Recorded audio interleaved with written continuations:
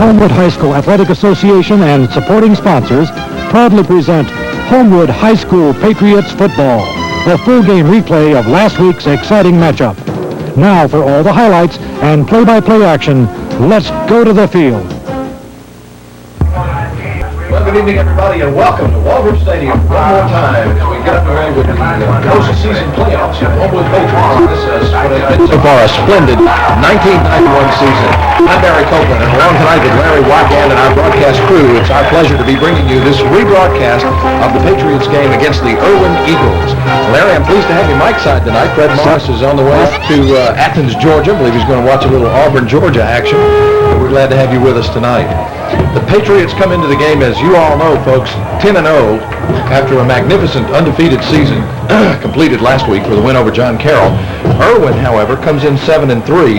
But Larry, as you and I were talking before the game, the Erwin 7-3 record is really misleading because two of those three losses, I believe you said, were very, very close. That's right, Barry. One of them was by 3 points and the other one was by 5. And these guys are only 8 or 9 points away from having a 9-1 season. And that really one big blemish on their record was to Homewood. And you got to think they're looking forward to a replay of this Homewood game. Absolutely. They could play the role perhaps of the biggest spoiler in the state of Alabama tonight if they were to beat Homewood at their home field. Looking out at the center of the field as you watch the toss of the coin, let's identify those captains for you. Those at the center of the field. From left are number 79, Jonathan Hamaker. Number 11 is Brian Greer. 48 is Lee Thompson. And 51 is Dusty Smith. And we're glad to see Dusty playing at full speed now after an injury in the McAdory game about 3 weeks ago. A couple of things to note about this game tonight we'd ask you to watch with us. First of all, looking at Homewood, Robert Davis, of course, the outstanding tailback, the senior tailback for the Patriots, comes into the game tonight with 1,755 yards rushing. Those are pure rushing yardage. If you add to that his kickoff returns, his punt returns, and his pass receptions, Robert with total yardage well in excess of 2,000 yards so far on the season. Quarterback Wes Steed, the senior quarterback for the Patriots, 683 yards passing and 13 touchdowns. Wes, one of the scoring leaders in the prep statistics this week in one of the Birmingham newspapers, not only on the strength of his passing, but also of his extra points and field goals. Also, wide receiver Brian Greer, Alexander Adamson, the entire Homewood interior line on both offense and defense. It has truly been a team performance all season long, and that's what brings the Patriots to this point at 10-0 so far in the season. Well, it looks like the toss of the coin is complete. Homewood won the toss and will receive. They'll defend the goal to your left. Now, Larry, let's look at Erwin for just a second. Erwin's head coach, Larry Ferris, comes into this game with some, I don't know that he's got superstars of the magnitude of a Robert Davis, but he sure has some tough guys, anchored, I guess, by quarterback Pat Worsham back in his backfield. Worsham, Horn, and Smith make a great backfield and one of the better Erwin teams that he's had in a while. And Horn is in the individual statistics for scoring. He's got 10 touchdowns on the year, as well as one of their top receivers is Runda, and he's also in the top stats for the entire county. So they have an explosive offense, and they didn't show it as well last time when they played us. But again, I think they're looking forward to this game. I think they are too. And I'll tell you what, there's another fella named Hunter, Dabney Hunter, number 12. Watch it when he comes into the game. We're going to pause for just a second, let you hear from one of our sponsors, and we'll be back for the kickoff after this.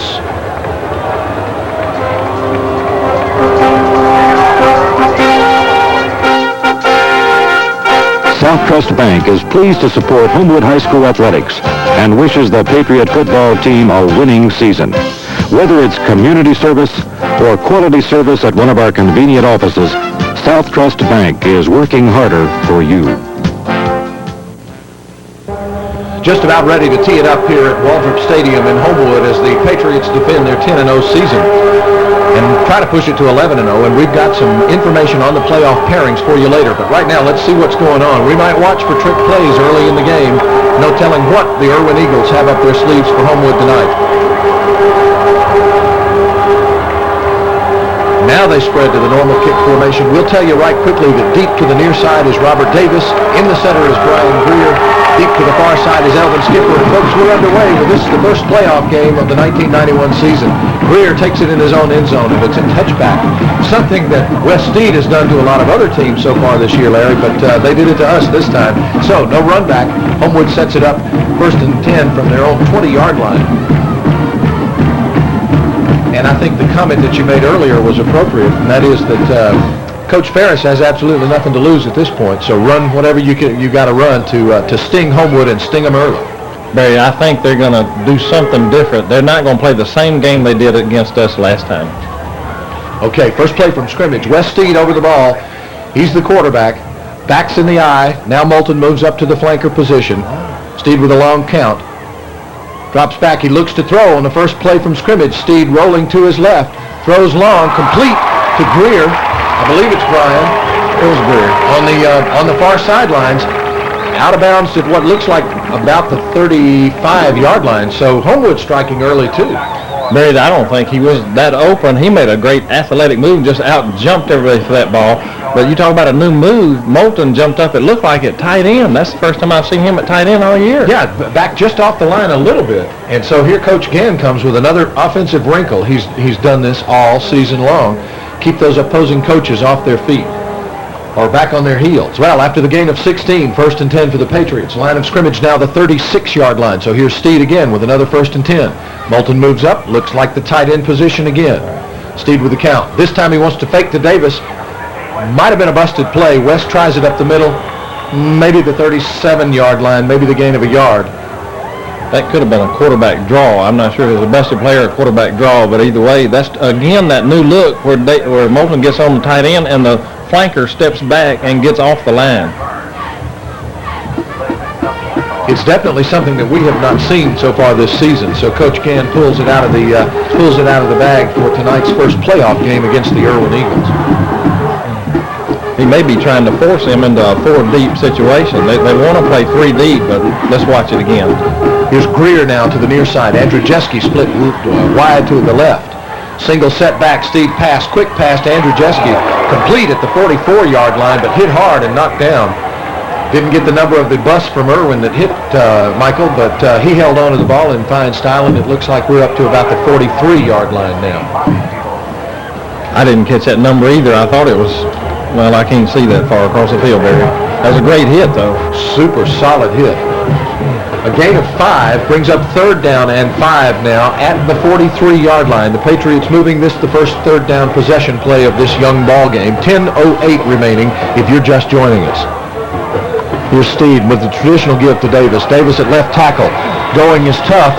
Maybe to the 45-yard line, but certainly not first down yardage. Brings up a punting situation for the Patriots.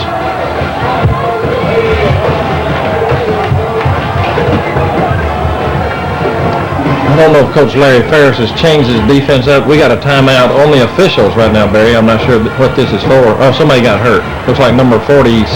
Limping off. Yeah.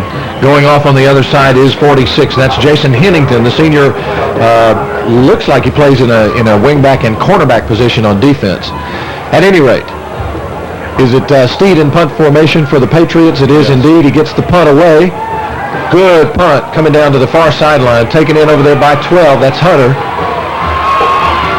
And Hunter stays on his feet out past about the 35-yard line. Hunter is the threat. He's an offensive threat at any time. And the Homewood Patriots are signaling to the crowd, hey, let's get involved in the game. This one might be a little tougher than we think. These Erwin Eagles have come out fired up, and I felt like they had more motivation factor for them. And let's see what their offense can do. We'll see if Erwin mounts an offensive threat now. The line of scrimmage is the 35-yard line following the punt by Steed. Here's the give to the first man through. See if we can set the offensive backfield for you. I think that was your fullback there that got that ball. That should have been Horn, I believe. That's Jason Horn. Horn shows up in prep statistics. If you read those scoring and rushing statistics, Jason Horn is the senior fullback. He wears number 24. Pat Warsham is their quarterback. Warsham also a senior. No, I'm sorry, Warsham a junior quarterback, so they'll have him another year. They send Hunter wide to the near side. Horn is the fullback position. The wingback is Keith Smith. Here's the pass to number 42. That's Patrick Renda. Renda hurt Homewood in the game at Erwin earlier this year. That looks like it's going to be enough for the first down, Barry, for Erwin as they get their first down of the game. Dusty Smith on the stop, among others. I believe Alexander Adamson also in on the tackle. But that takes the ball out to the 45-yard line. It's a first down for the Erwin Eagles. The team's now even at 1 first down apiece. Erwin in excellent field position, mounting its the first real offensive threat I think Homewood's felt so far this year. 8:27 remaining in the first quarter. Here's Worsham. He gives to Smith. Smith rolling right, looking right. Tracked down on the far side. Barry, it looks like in their wing tee, I think they're going to try to do better between the tackles. They don't have the speed to get outside on a very fast and quick Homewood team. They tried to run the end in and looked fairly decent and got 2 yards out of it. They're going to try to go up the middle, I believe. Skipper on the tackle that time, assisted by Rebels, the two guys who are awfully fast. And you're right, Larry. They've got to have a lot of speed if they're going to run sweeps and run the ends on us tonight. Okay, brings up second now after the gain of 2. Second and about 8. Erwin moving from its own 47-yard line. Here's Worsham on a misdirection give right up the middle. That's Patrick Renda. Renda wears 42, and he's out across, I believe he's got first down yardage, or was it a... Yes, first down yardage. So, call the line of scrimmage now, the Homewood 43, as Erwin moves into Homewood territory. We had great penetration by Jonathan Hamaker and Shane Davis in, but they had a trap on the inside and pulled just inside of that and made a great gain on it for Erwin. The gain of 10 now gives Erwin the first down at the Homewood 43-yard line. Homewood stiffening now. Worsham looks, fakes, long pass, right up the middle, tipped by Alexander Adamson, away from the outstretched hands of Dabney Hunter. Hunter was in perfect position. Hunter was where the ball ended up, but Adamson got there just ahead of him. That was a good pass play by them. He had the time, but the excellent coverage by our secondary was what stopped that play. Incomplete pass makes it second and 10 now. The 43 still the line of scrimmage. Coach Thorson with his with his work cut out for him here in the early moments of the game, talking to his defense. But the guys know what to do, and they've been threatened on before. It's now second and 10. Worsham with a long count. Ooh, hit in the backfield, and I mean hit hard as Jason Horn. Jonathan Hamaker. Hamaker with a big hit, penetrated the offensive line of Erwin and was back there almost at the same moment the ball arrived. You know something, that's the kind of thing that turns the momentum around. It says to the Homewood team, hey, we can do it. Jonathan's that type player. He's done it all year. He's been a leader on that line of scrimmage, and he was in that backfield about as quick as the ball then. All right, out of the loss of 4 now, the line of scrimmage now moved back to the Homewood 47, brings up third down. Third and about 5. 13. Third and about 14, my bad. Sure, after the loss. Worsham pressure, throws incomplete. That's going to bring up a fourth down punting situation, we would think, for the Erwin Eagles. Excuse me, Bear. That's Hamaker back there again. Jonathan Hamaker in the backfield, putting the pressure on. Let's see if they kick away from Robert Davis here. They've learned their lesson. Davis ate their lunch last time we played. All right, they send back Davis to the near side, and the kick will come down to Greer on the far side. Bryan takes it in, looks for a block, gets one, gets away from a second, but there are a lot of Erwin Eagles down there, and that'll come to a halt at about the 13-yard line. So Homewood, after taking in the punt, returning it maybe a yard or two, will have field position deep in their own territory. Call the line of scrimmage about the 13, just shy of the 14-yard line. 6:10 now remaining in the first quarter. Clock stops on the change of possessions. Now it'll start again. Promising to be a dandy game on a beautiful night at Waldrop Stadium. Game time temperature in the high 50s. Promising to be no cooler than a low of around 54 tonight. It's a great night for high school football. Here's the look to give to Moulton. Moulton right up the center of the pipe for a gain of about 3 yards maybe. I believe he broke the plane at the 15-yard line, and so, it's right on the 15. Right on the 15. Barry, I look for Moulton to have a big game tonight. He and Steed and maybe our passing back. Last time we played them, Robert Davis had a career-high game rushing 315 yards. You got to think Erwin's looking for Robert Davis. And probably have rehearsed. There's probably been somebody on the scout team that played the role of Robert Davis all week long for Erwin. Tried to play the role. Or tried to play. Good point. Here's Davis, left in, dancing, weaving, breaks free. How much speed does he have? 1 man to beat, 2 men to beat, still on his feet, still running. What a high school football play. Woo! That was a great run right there. I don't know how many tackles he busted there, but it was a ton of them. They're going to replay it right here. Let's see if we can get a replay.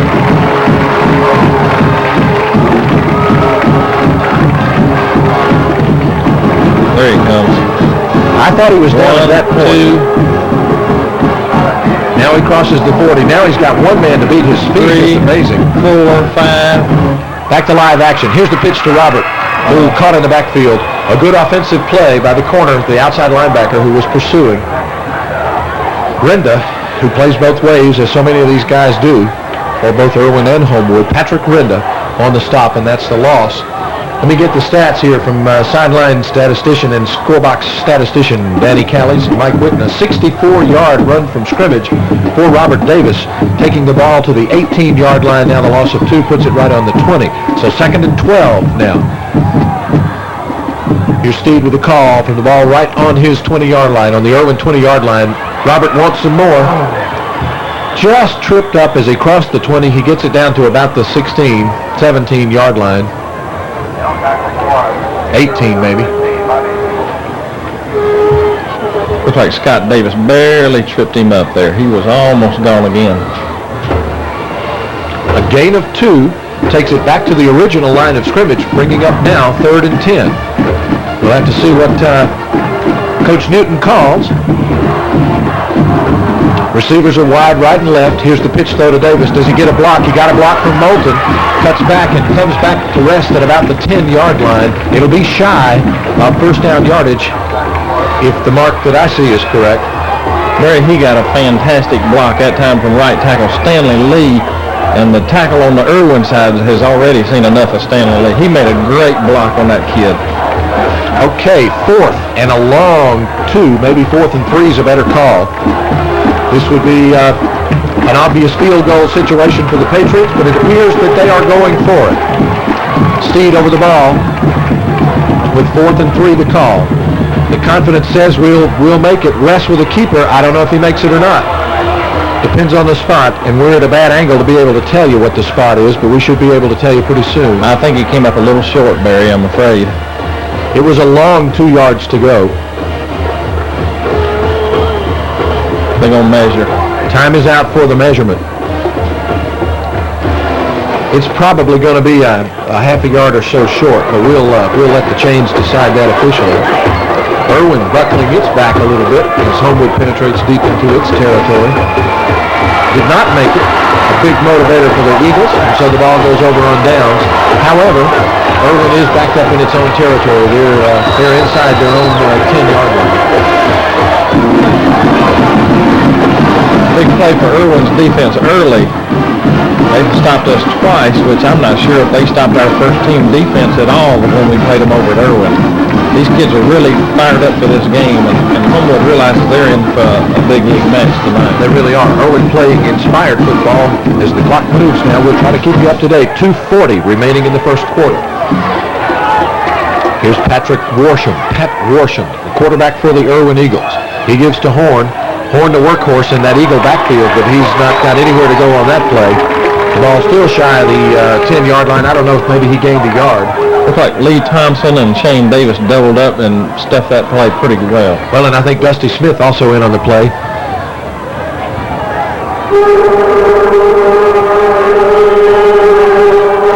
So really the gain of not much more than a yard. Brings it out to the 9-yard line. That'll make it second and really a long 9. Clock just passing now 2 minutes as you look at the band. The band will be with us at halftime. And all those who perform with the band will be with us at halftime. Worsham with a long count now over center. He wants to pass, throwing into the flat. Still on his feet, but now finally brought down by 3 or 4 people is that Renda? Hard to see from this distance those numbers across the field. Barry, Patrick Renda. That fella picked up 2 yards in on those little sideline passes, and I'm going to tell you what, with the likes of the speed we have on the corners, that's a pretty dangerous pass to be throwing that close to your own end zone, especially for a 2-yard gain. 3rd down now. Big possession down for the Eagles. Homewood hoping to hold Erwin deep, force the punt, and then come away with midfield field position. Worsham again with a long call. Flags. That's a delay of game. The back judge throws that. Looks like that'll move them back then, bringing up probably, let's see, they repeat the down, so it's third and about 12 now. First penalty of the game, interestingly enough, with the first quarter about to run out. A little bit more than a minute left. Barry, I don't know if you can credit a quarterback for a delay of game penalty, but Alexander Adamson was jumping back and forth between deep and shallow coverage, and the quarterback was so busy watching him that he let the count go too far and got him a delay of game penalty. All right, Erwin now with third and 13. Force him again to pass. Right up the middle. That's that pass to Dabney Hunter. But thank goodness it was incomplete, and Brian Greer was just absolutely running step by step with it. And Alexander Adamson was right in his pocket. Adamson, too. So good double coverage by the Patriots. That will indeed bring up fourth down and about 13, of an obvious punting situation for the Eagles. We'll send back Davis and Greer inside Eagle territory. Here the kick. Long and low. We'll let it come down at the 40, and it rolls out of bounds right close to midfield. Maybe just past midfield. So Homewood Patriots with the Homewood Patriots with excellent field position now, and time to get something started, even though there's only 50 seconds remaining in the first quarter. If you're just joining us, it's a scoreless ball game, and as Dizzy Dean used to say, who'd have thunk it? Well, this Erwin team's fired up, and they're better than what they showed us the first time they played us, and they deserve to be in these state playoffs. They were the area runners-up. So, Homewood with first and 10. Here's the give to Davis. Back to basics. Met head-on at the 50-yard line by an Erwin tackler. That's number 74, Torrance Thomas, a junior tackle for the Eagles. The gain no more than a yard. Call it second and 9. I think big number 80, Brian Burns, was in on that too, and that is a big fella. I don't have his weight. They're just looking at him on the field. He may be the biggest player Erwin has, and he's a linebacker. There are some awfully big guys. Homewood with second and 9. Steve wants to pass. Rolling to his left, looking. Routes are covered. West will tuck it in and keep it. Give him 5, 6, 7 yards maybe. Out of bounds right past the 45-yard line.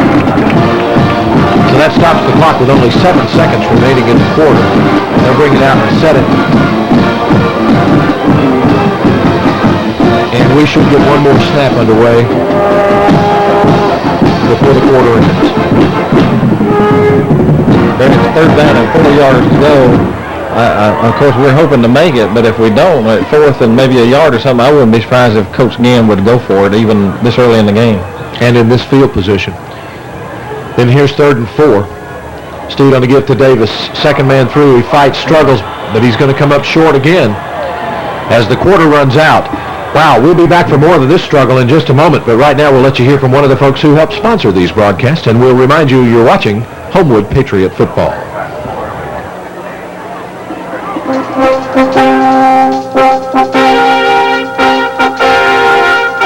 South Trust Bank is pleased to support Homewood High School athletics and wishes the Patriot football team a winning season. Whether it's community service or quality service at one of our convenient offices, South Trust Bank is working harder for you.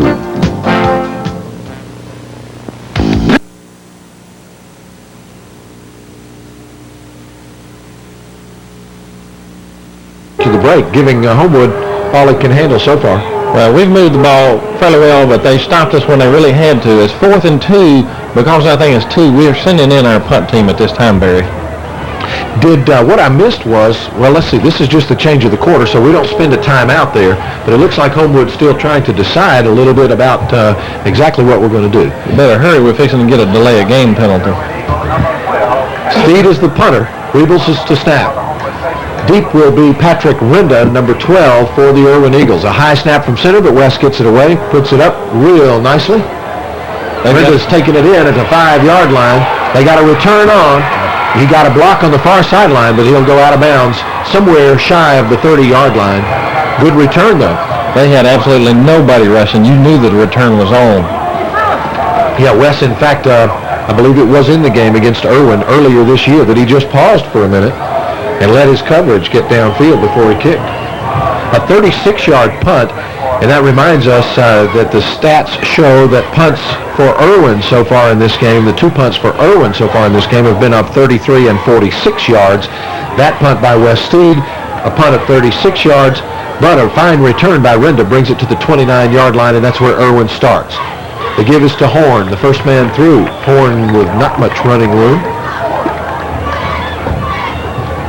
See, Erwin's big and known for going between the tackles, but they're finding that very difficult. The Erwin defense has done well tonight, but their offense is struggling. Our defense has been dominant so far. No gain on the play. 2nd and 10 then the call. Again, the line of scrimmage for the Eagles, their own 29-yard line, just shy of the 30. Pat Worsham is the quarterback. He wants to throw. Ooh, the route was wrong that time, and it was almost an Elvin Skipper touchdown. If Elvin had had one more step, I believe he would have been able to score. These down and outs, they may be trying to set up a down out and then a long bomb, but I'm telling you, they're playing with fire when they keep throwing to Elvin Skipper and Alexander Adamson. They're going to get burned if they don't watch out. 3rd and 10.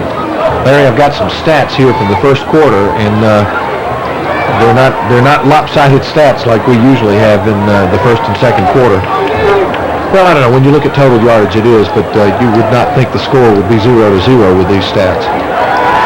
Now Erwin wants to throw again. Worship pressured. He'll be brought down by Shane Davis and his 2 else was Dusty Smith, I think. I believe that was Eugene Sharp got him from the backside. Yes. Shane Davis did a fantastic job containing and jumping in his face, and then Eugene Sharp really flipped him in from the backside. That's right.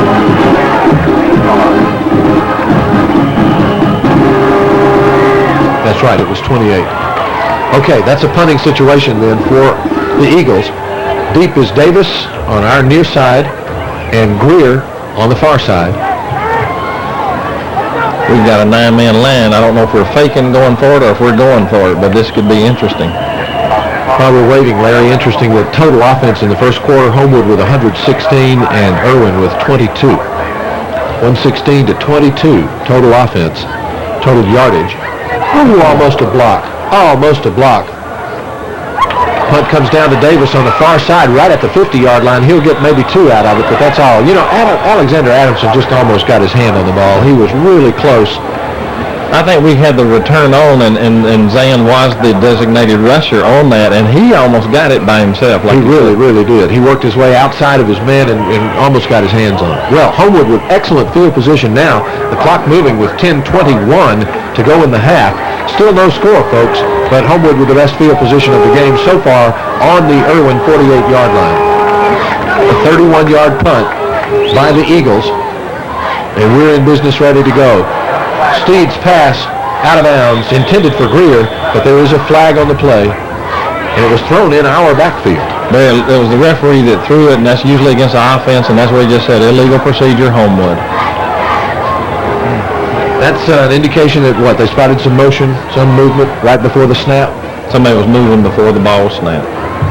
By the way, this crew, I don't think will be from the Birmingham areas. They always get a crew from another part of the state in a playoff game. So this crew's probably from Mobile or Montgomery or Huntsville or something like that. They won't be from either around Erwin or Homewood. Well, we were going to spend some time early in this game talking about the playoff situation and who else is playing tonight, and I think I'm going to pause on that for a little while, and we'll talk about playoffs later after we get past this game. I think that's probably what the coaches would tell us to do, too. Yeah, the coaches want to play it one at a time, and now you know why. Absolutely. Still first down, but now 1st and 15 with the penalty, the motion penalty or illegal procedure penalty. As we're picking up equipment and doing everything else out there, we're about to get underway in a few minutes here. 10:04 is the time remaining in the second quarter.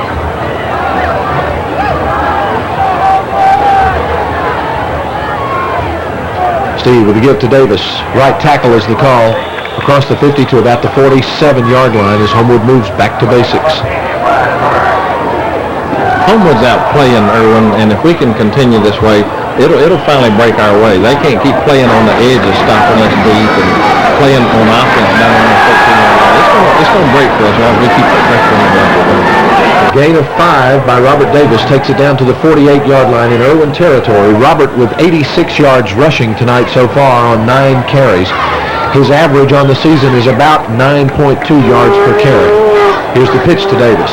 Looks for a block from Moulton. Slips through the left tackle slot. Good running, hard running. He'll be brought down at about the 40-yard line.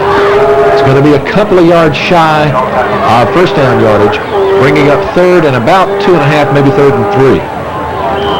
Homewood's getting back to the basics, like you said, Barry, and they're looking good getting back to those basics. When Davis is your basic ball runner, you're going to come out okay.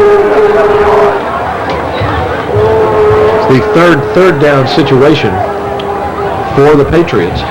Let's see what happens on this. A really critical possession down now. Be good for Homewood to break this one across, get a first down, and go on and get the score. There's Davis. Man, hit hard. The Erwin defender fought off the block of Eric Moulton and hit Robert right as he crossed the 40-yard line. So they'll mark it at about the 37. I believe they'll call timeout and bring the chains across to measure. Again, Moulton stepped up to the tight end position, giving them more balance and blocking along that line. It looks like it's going to be a first this time. Maybe I'm just hoping.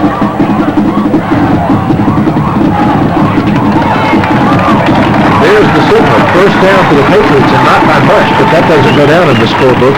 A big first down, as we have now good field position, the ball resting at about the 37 and a half yard line, with first and 10. Plenty of time remaining in the half. Homewood would need to march down now and get this score.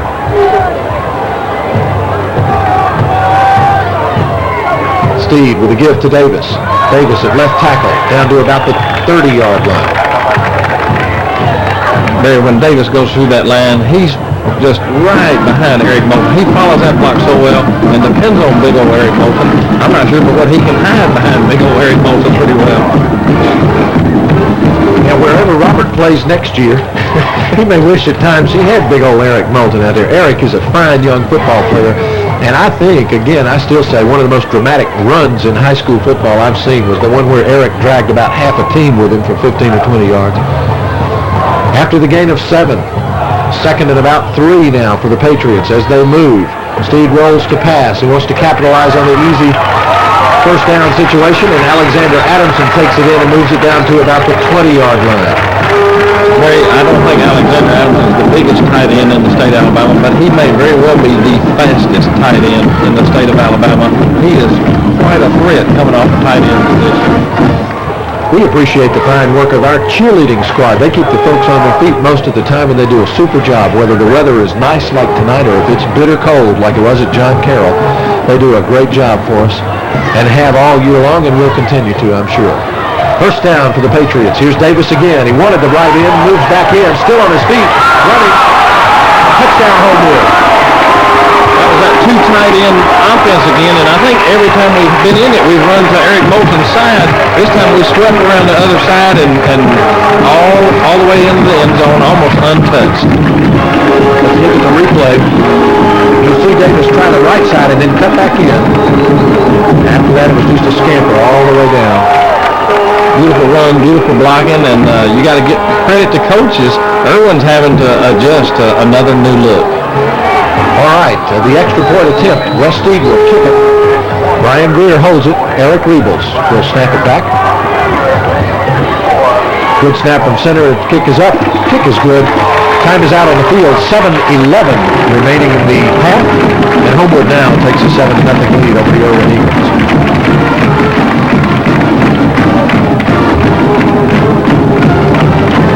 If I am correct in looking at some of these statistics from earlier in the season, individual scoring, Robert Davis led the metro area with 27 touchdowns, so now they've got 28 touchdowns. He has scored for the season a total of 166 points. That's a few points, isn't it? Goodness gracious. There's a lot of teams that haven't scored 166 points. Barry, I'm surprised that the Erwin team hadn't shown a little something new to us on offense, or maybe they have and I haven't picked it up. But I'm looking for some reverses, double reverses, hook and ladder passes, something different. They're going to have to get something going or try something different.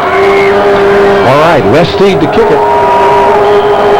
following the score, which concluded a 6-play drive, taking 3:27 off the clock. Excellent ball control by the Patriots. This will come down at about the 3-yard line. Right up the middle goes Hunter. Good run back, good blocking on the run back for Dabney Hunter, the Erwin return specialist. He is an absolute threat anytime he steps into the field of play. And in fact, if you look at the coach's prep sheet where they show the starting lineup for the Erwin Eagles on offense and defense, there's a star by number 12 and an inscription that says, "Know when he is in the game." And that means he's always a threat. He looked excellent on that kickoff return right there. Straight ahead, hard running, and good blocking. Give credit to the blockers. The line of scrimmage now the 34-yard line of the Erwin Eagles, and Pat Worsham wants to get something going. Ooh, met head on is Jason Horn. A big stop. Eugene Sharp, I know, was in on that. Eugene Sharp was the one who put his helmet on his chest. Good, strong stop. Eugene Sharp, I think they have him listed at 150 pounds. He hit that fella straight up, drove him straight back into the dirt. Good, strong defensive play. As you pointed out earlier, Larry, the defense strong tonight for the Patriots, just disabling whatever offensive threat Erwin had wanted to get going. All right, here's the give to Smith around left end. Smith fighting his way up to about the 40-yard line. I'll tell you something, these Erwin guys don't give up. They are tough. Tough, hard players. They're a really strong team. Like you said, to start off, they're 7-3. They could easily be 9-1, and they're showing why. They deserve to be in these playoffs, and they're a good ball team. After the gain of 6, the line of scrimmage now right at the 40-yard line. Total offense so far, Erwin has 12 yards, and Homewood in total offense now 163. So the stats beginning to run up in the Patriots' favor, the way you would think. Robert Davis with 126 on his own tonight. Pass, Worsham passes into and out of Jason Horn's hands at about the 48-yard line, and that'll bring up a 4th down and long, and what you would think would be an obvious punting situation for the Eagles. I know Fred Morris hates to miss this game. Erwin is his alma mater, and he enjoyed the first one. Good shot of Tommy King there. Tommy's the guy who usually is in the truck about this time of night and managing the audio and video production. But this evening he's on the sidelines with a remote camera. Brian Greer with the fair catch call at the 25-yard line. Takes it in, and Homewood will take over from there. We had the return on there. We had nobody rushing, but the fellow did a good job of getting the ball high enough to where his coverage got down there. We didn't get a chance to return it. Well, a 35-yard punt, as a matter of fact, puts us in business at the 25-yard line, and we'll have to see what Homewood can open up now with 5:18 remaining in the half. It'd be great to get another score and go in up by 2. He's spelling some of his guys that go both ways. Got his sophomores on the left side of the line right now. Looking on the bench, I see Hammaker, Thompson, Lee Thompson, Eric Rebels, Henry Walburn. Giving some of the guys a rest. That was Moulton with the ball. Moulton just straight ahead for hard driving yardage. Into the game goes Jason Jones, and out comes Brian Greer for a rest for a few minutes. Michael Coggin also out of the game for a few minutes. Shane Davis is out, just taking a rest. Defender's out, but he's got his left guard and left tackle are sitting on the bench. Steve with a give to Davis.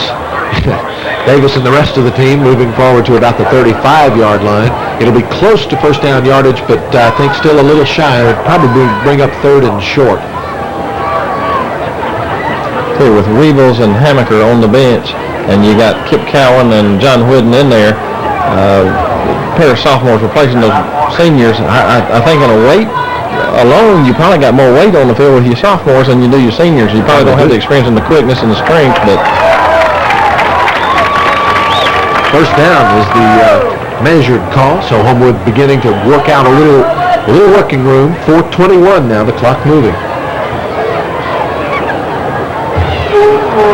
8 first downs for the Patriots so far in this football game. Homewood beginning to assert its offensive dominance over the Eagles. Here's Robert Davis. Robert saw a hole and then it closed up, and he was stopped cold at the 35 for a loss of a yard, maybe. I'm sorry, a gain of a yard. If they can drive this all the way down the field and get some kind of score and consume that entire clock and not even let Erwin get the ball back, I think that's what Coach Ginn would love to do at this point. Sure. Go into the locker room, 2 touchdowns up, that would be the way to do it. Right now, West Steed and the Homewood offense not in a big rush. Again, I think they're trying to take up a lot of that clock with 3:30 to go. Okay, second and along 9. The fake is to Davis. West wants to pass, just lobs one up and out of play. But he did that on purpose. Sure. He was in big trouble. He had the guy coming right in his face, and he threw it out of bounds on purpose. An excellent play by West. Yeah. That does bring up the third down situation, but you are absolutely right. West has a good presence of mind on the field, and if pressured, he'll get rid of that ball. Here comes a little bit of speed into the ball game. In comes Brian Greer, Alexander Adamson, and Elvin Skipper all at once. I believe some kind of pass plays coming. What do you think? It might be. Steed on the night is 3 completions for 4 attempts, 29 yards. Not a whole lot of pass yardage, but again, West's contribution to the offense is to complete the pass when necessary. Split left end and a flanker stacked up behind one another. There's Brian Greer, complete. Good block out there by Andrew Jeske, and Greer makes it on past the 50-yard line, down to about the 47.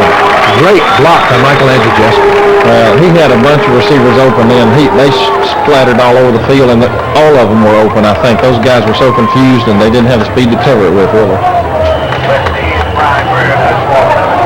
I believe that's the first time I've seen that particular formation this year. Now Moulton back into the game, Skipper coming out.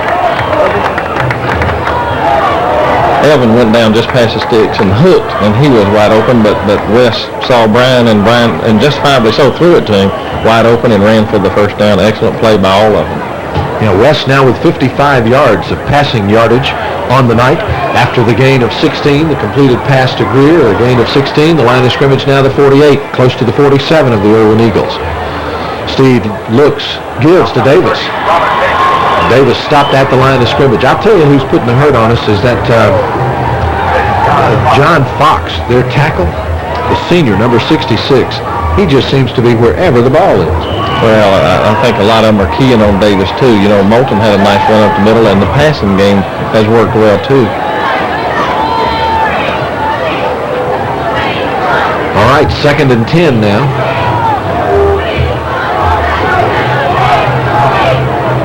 Receivers left and right. Andrew Jeske and Greer. Steed rolling to the near side. Wants to throw. Looks. Tucks it. 45-yard line. Still on his feet. 43 maybe. But the gain of only about 4 will bring up 3rd and 5 for the Patriots. So another possession down with 1:54 in the clock running here in the first half.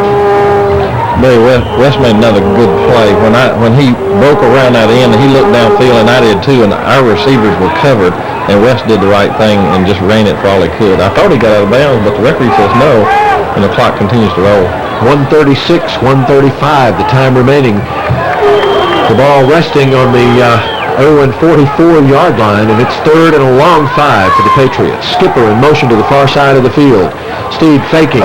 Shovel pass right through the middle to Skipper, and he's down. Elvin's down across the 35 to about the 33-yard line, and that's first down yardage. So they'll stop the clock with 1:19 and reset the chains. What a play. That's another one I haven't seen all year. Do you think these coaches are wired up for this game? They've shown a lot of new plays and timely, times to have these plays, and they're using them. 1:10 now remaining in the half. Homewood on a roll. They want 7 more before the half. Time's going to be a factor, but we should have all of our timeouts remaining. Steve with a long count. Fakes. Now the pass across to Alexander Adamson, complete at the 29-yard line. Zan still on his feet to the 25, down to the 20. Close to the 20. Should stop the clock again, and does with 49 seconds remaining. Homewood on a roll now, and the passing offense is definitely in gear. Barry, I thought he made a super play just catching that ball, and then he made an even better run after he caught the ball. What an athlete Alexander Adamson is. He sure is. The clock moves again. 40 seconds now remaining in the half. Receiver split wide left and right. Steed rolling this way, wants to throw, has Greer. complete and out of bounds at the 14-yard line, and that stops the clock with 33 seconds. Good grief, they're mounting a passing offense that's just beautiful, working that clock and working the sidelines. Barry, we all are football fans, and you get used to seeing the NFL quarterbacks do this sort of things, and even a good Alabama or Auburn team can do it. This is a high school team, and Wes Steed, it looks like an NFL quarterback. He's so smart and just runs his team just like he's a coach. I mean, he does an outstanding job. Give credit, too, to Bob Newton and Gerald Gann and the coaching staff. Coach Thorson's done his job with the defense so far tonight, and the offensive coordinator now, Bob Newton, really showing his stuff. Here's Steed on a misdirection. Give to Davis. Davis across the 10 to about the 7-yard line. 28 seconds. The clock stops, and I believe Homewood will spend a timeout. I believe, Mike Whitten, that would be their first timeout of the half, and therefore they have 2 remaining. 2 timeouts left, and we'll call the line of scrimmage the 8 now after the gain of 6 by Davis. Barry, number 62, Chris Crary for Erwin that time made a right on his foot ankle tackle, and if he'd missed, I think Robert was in the end zone. He made a touchdown-saving tackle there for Erwin. Just a shoestring grab saves the touchdown. Well, 28 seconds is the time remaining in the half, and I'll tell you something, guys, the second quarter's been a little bit more interesting than the first quarter was. Well, we went up and down the field fairly well in the first quarter. The first possession we didn't, but the second time we did, and they just rose up to the occasion, they being the Erwin defense, and did a good job of stopping us. They're a good ball team. We're playing an excellent club. Absolutely, absolutely. Coach Ferris brings his Eagles in here well prepared, and listen, this one ain't over either. There's a lot left to go in the second half, and he'll tell them that in the locker room. You boys are still in this game. Get out there and show Homewood what you can do. All right, let's set down and distance for you. First down at the 7-yard line. Adamson in motion to the right. Steed on the fake to Davis. Good blocking by Hammaker. Steed keeps, tucks it in. West goes in. No, just shy. Thought he had the score. Timeout, Homewood. 18 seconds. The clock stops. Homewood takes its second timeout. That means they would have 1 remaining should they need to use it. He got some kind of block on the end, and Wes saw that, and he turned that speed on, and he lowered his head, and he's 200 pounds, and he went rocketing around that end, and he almost got in there. Homewood with more than 240 yards of offense now in the game so far after the run by Steed. Rushing yardage 162, 75 yards in the air for a total of 237, plus you add the run that Steed just made. We'll keep it here with only 18 seconds remaining in the half. Homewood within a foot of the goal line, as you can see there, and 3 downs to get it in. Beautiful night for football in this valley just over the hill from the city of Birmingham. Barry, it's easy to sit up here. If you'll remember about 80 yards back down the field, we're talking about taking all the time off the clock and scoring a touchdown. Here we go. 18 seconds. The clock will start with the snap. Greer in motion to the near side. Steed to the keeper. Touchdown, Homewood. There's the signal. Barry, you don't draw it up much better than that. Go the length of the field, scored the points, left the ball. We're going to give it back to Erwin in 16 seconds on the clock. I mean, Bart Starr or anybody else would have been proud of that. Simple call, the quarterback keeper. You've got 1 foot to go. Take it right over that left guard. Yeah, credit big old strong Eric Rebels. Credit the whole offensive line, really. Steed will attempt the extra point. Brian Greer will hold it. I believe Eric Rebels does the snapping back. Here's Wes's kick. Booms one down past the buses, and that one's good. Timeout on the field with 16 seconds remaining in the half, and there you read the story of the game so far. Homewood with a 14-0 lead over our visitors from Erwin. Barry, that's a good line. They're going to stop parking those buses only 60 yards behind our goalpost. Wes is going to keep hitting them. He might break the windshield out. Larry, you talked about the drive that was a ball control drive. 13 plays covering 75 yards, and most importantly, I guess, consuming 5 minutes off the clock. That was a great drive. There's a good look at our Star Spangled Girls. They'll be performing at halftime, and yes, because we're at home, we'll be giving you a look at that performance.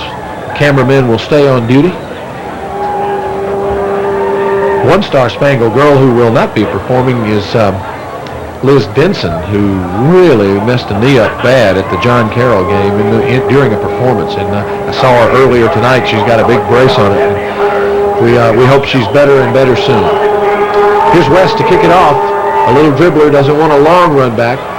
Comes down to one of the up receivers at the 30-yard line, and he's got running room. Oh, no more, though. Taken out by Elvin Skipper with 10 seconds remaining in the half. What a great open field tackle. Boy, a giant number 80 who looks like he's 240 if he's a pound, hit by about 155-pound soaking wet Elvin Skipper, and he went down like a rock. He went down like a tree that had been cut with a chainsaw. The clock now starts again. Erwin will probably not get off a snap in the second half, in the first half. No, they'll let it run out. Time is out. That's the end of the first half of play, and what an exciting first half it's been after a little bit of a slow start. The Homewood faithful rise to greet the guys as they go out to the locker room to talk about things. We're going to let you see this band performance and a lot of other stuff coming back after this from one of our sponsors. We'll remind you, it's 14-0, Homewood over Erwin, and you're watching Homewood Patriot football. It's Piggly Wiggly Food Stores for quality foods, friendly service, and fair prices. You'll find a wide selection of the freshest seasonal produce brought in daily, and the finest heavy Western USDA choice beef, and of course, plump, fresh-cut chickens never frozen. And Piggly Wiggly serves hot, fresh deli foods of the finest quality served up daily, the next best thing to home cooking. And Piggly Wiggly Food Stores are proud of our friendly people. Your needs in Mountain Brook, Homewood, it's Piggly Wiggly, the finest food stores around.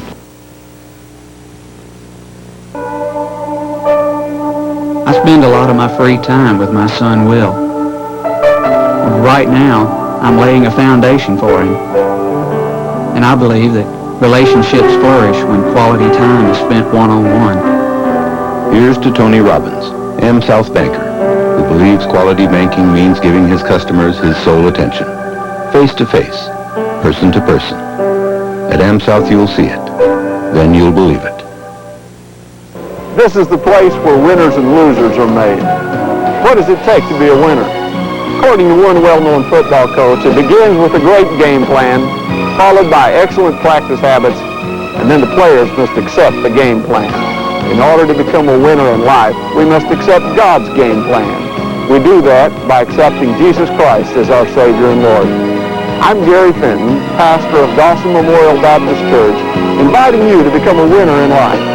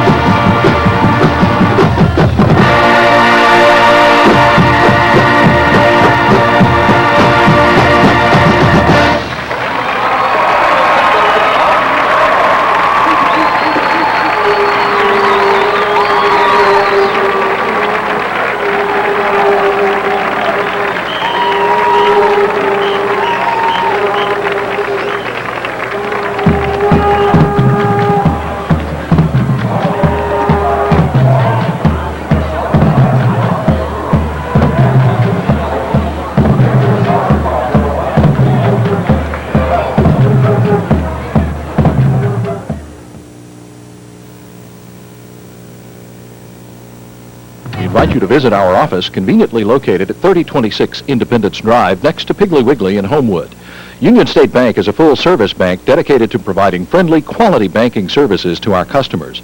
A drive-through automated teller machine is available 24 hours a day at our Homewood office for your convenience. Union State also offers service charge-free checking to all high school and college students. Union State Bank, the bank you can make friends with.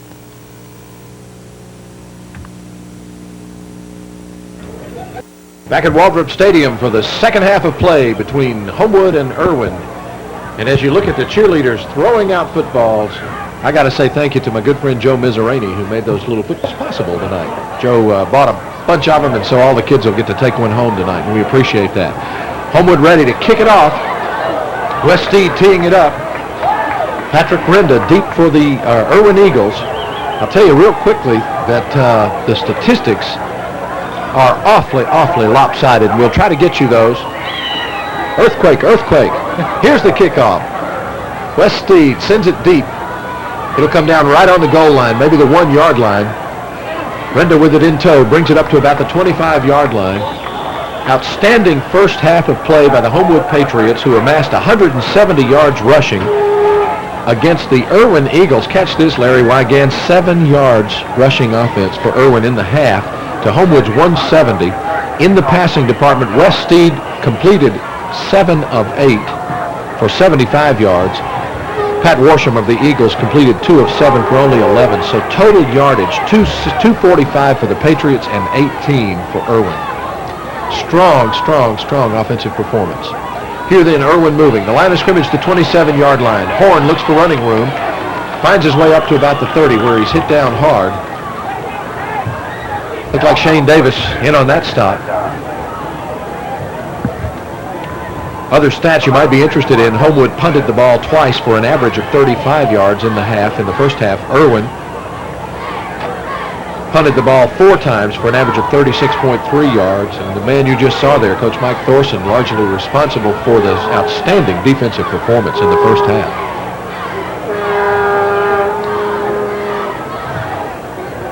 Second down for Erwin as Worsham looks to give. He now will pass. Great catch by the, looks like the tight end, number 85, but a flag on the play. That's Roderick Rutledge, a very tall sophomore, I might add, but the flag was thrown way downfield. I don't know if it's an interference call or not. Barry, I'm going to tell you what, Elvin Skipper was all over him. He just was a foot shorter than that gigantic tight end. I don't know if he's tight end or what. He was a tall end, though.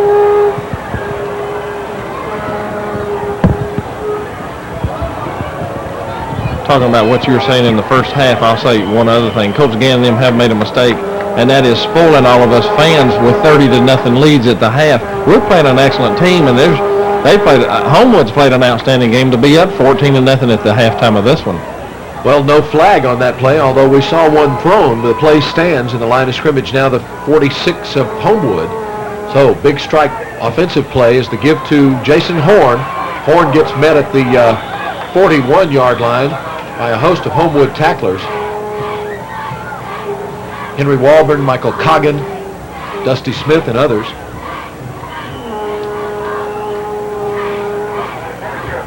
Pretty clean football game as far as fundamentals. No fumbles, very few penalties. Hello, Wes Gray. Wes operates the camera for us on the 20-yard line to our right. Jack Munger operates the camera on the 20-yard line to our left. And Dave Rothoff operates the camera at our 50-yard line stripe, the one you're looking at right now. Here's Jason Horn again. Horn still on his feet and struggles down to about the 36-yard line.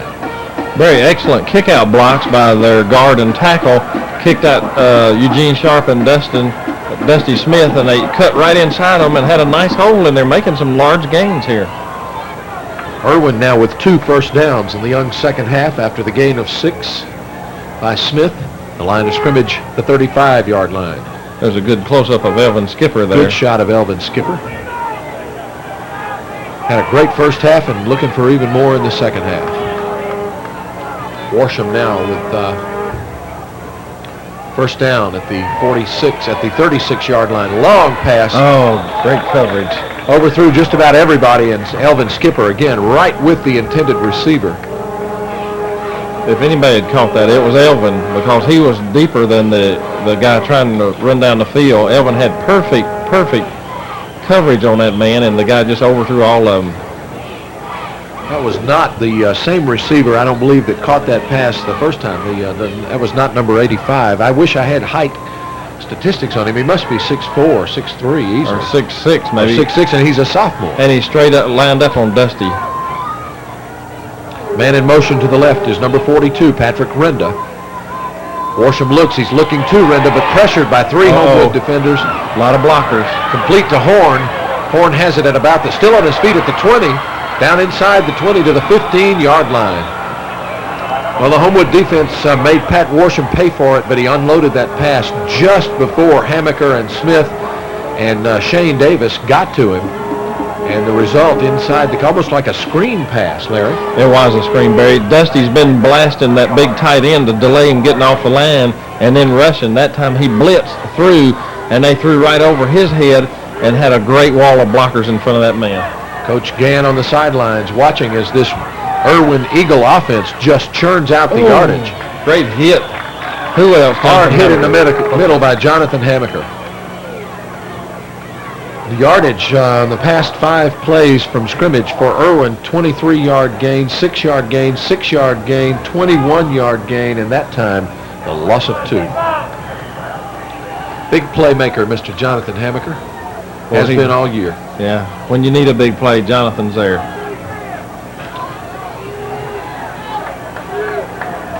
Second and 11 now, following the loss of 2.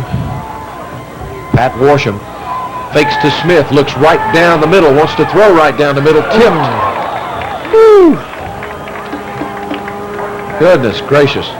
That was good coverage that time by our guys. He had a little bit of time, but we were in some kind of slant defense, and sometimes that'll give them a little extra time to throw, but good coverage downfield, and almost had the tip drill go in our favor. All right, on the incomplete pass then, that brings up 3rd and 11, an obvious passing situation, and guess who calls timeout? Erwin wants a timeout. That'll give the guys a chance to come over and talk to Coach Thorson. They'd be thrilled about that. He's got some words for him. He was saying, I want you, and I want you right here, and I want you right now. Yep. Erwin with a timely timeout. They want to talk about what it's going to take on 3rd and 11. The line of scrimmage is just shy of the 15-yard line. It's actually the 16.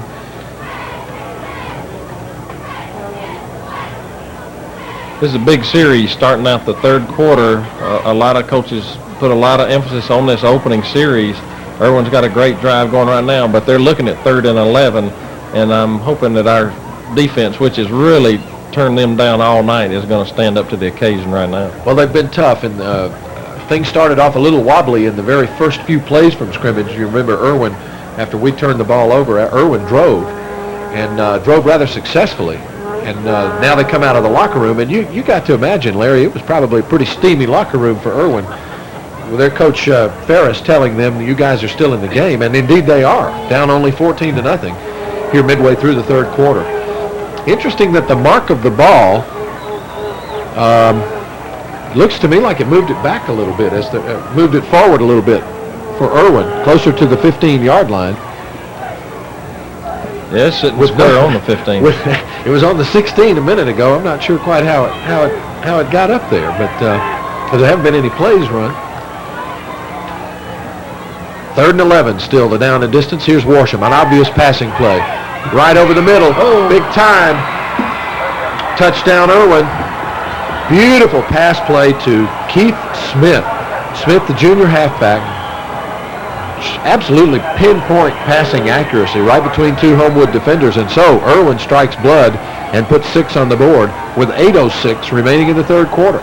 We've been saying all night, this team's for real, and they are for real, Barry. They're an excellent club.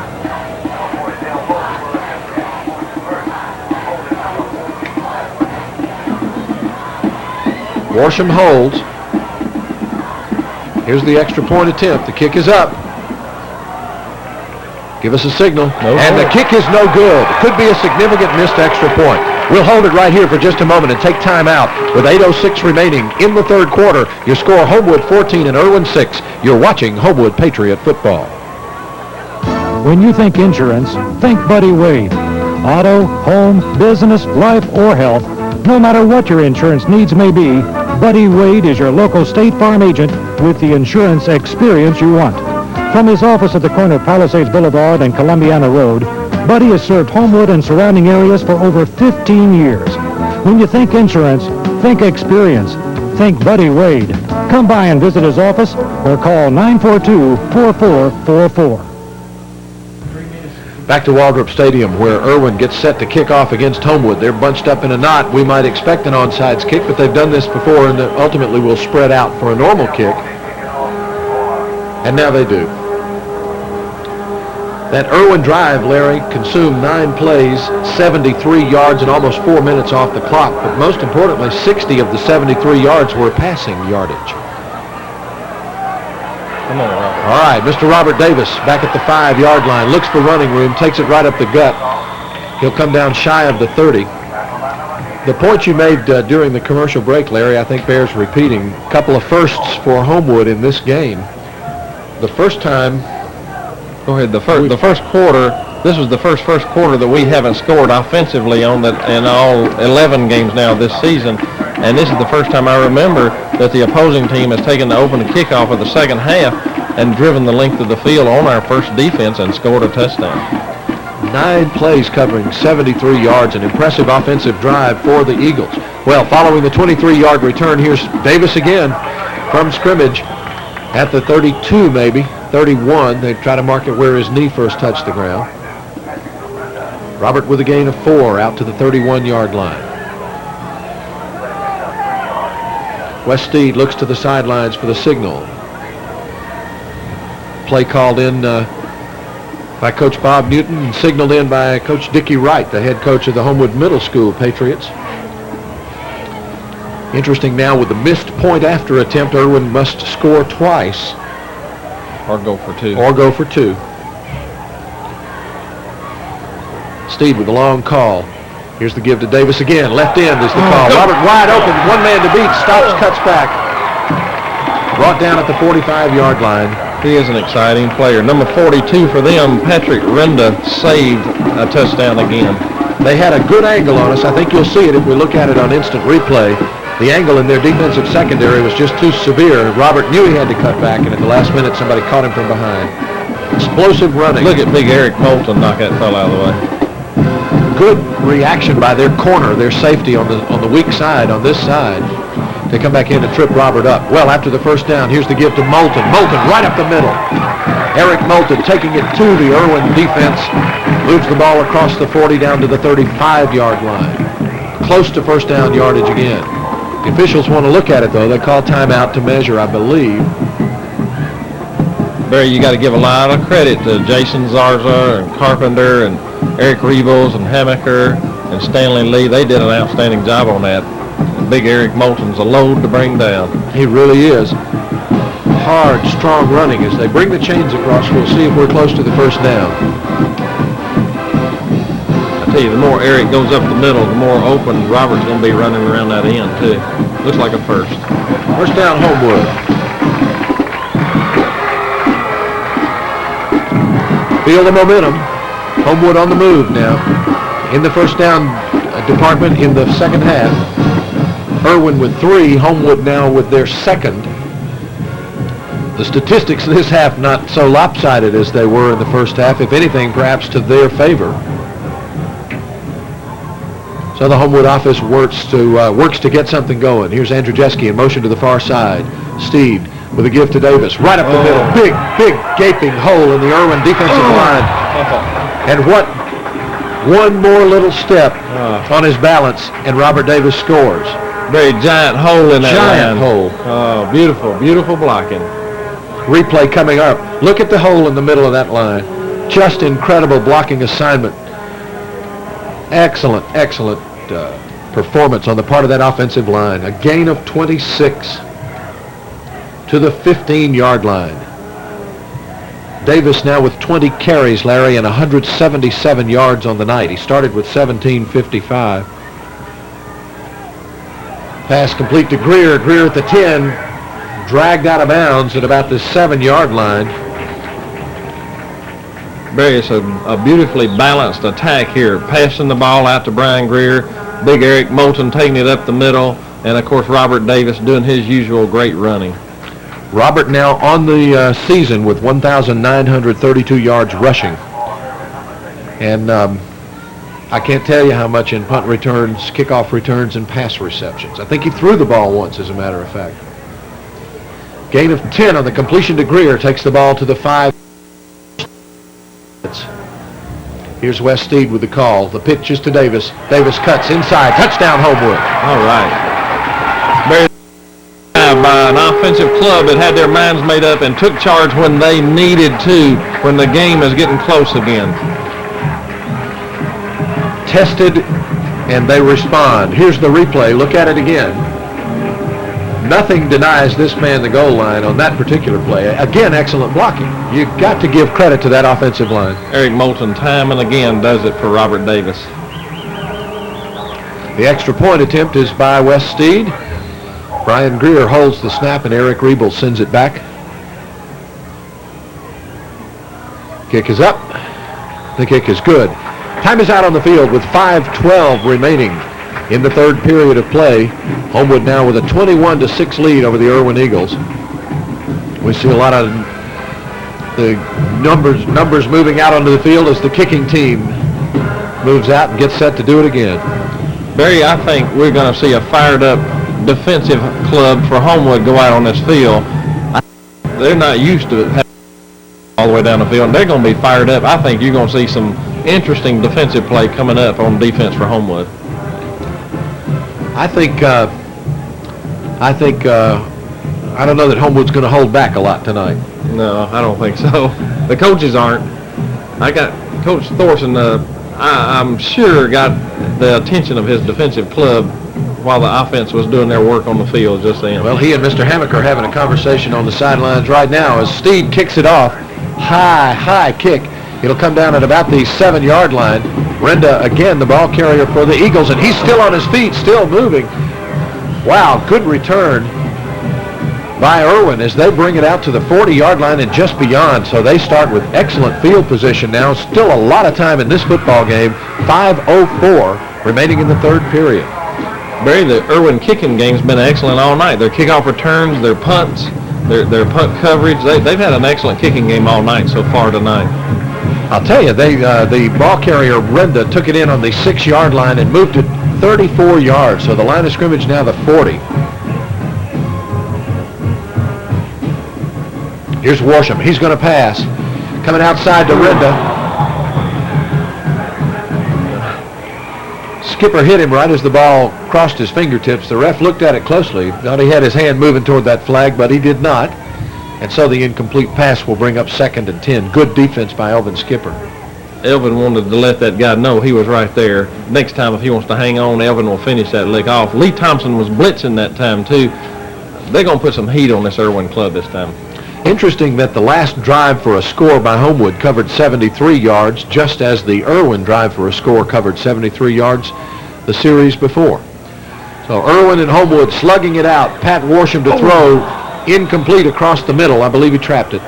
The intended receiver, Roderick Rutledge, the big, tall sophomore, who stands literally a helmet above just about everybody else on the field. And Worsham again pressured by the Homewood defense. Eugene Sharp slamming the dirt after that play. He felt like he had a shot at it. And I think that was Jonathan Hammaker or Shane Davis, one back there, putting heat on the quarterback again. 3rd and 10, Barry.